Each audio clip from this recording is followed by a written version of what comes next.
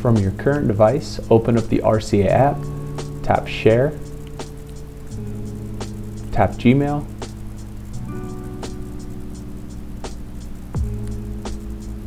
then type in who you're going to be sending the project to, and then open up the new device. Download the project that we just sent. This will now be saved to your device. Open up My Files for the new tablet. Go to Downloads. Tap the RCA and then tap Move. Open Internal Storage. Find the LG lighting projects and tap it, and then tap Move here.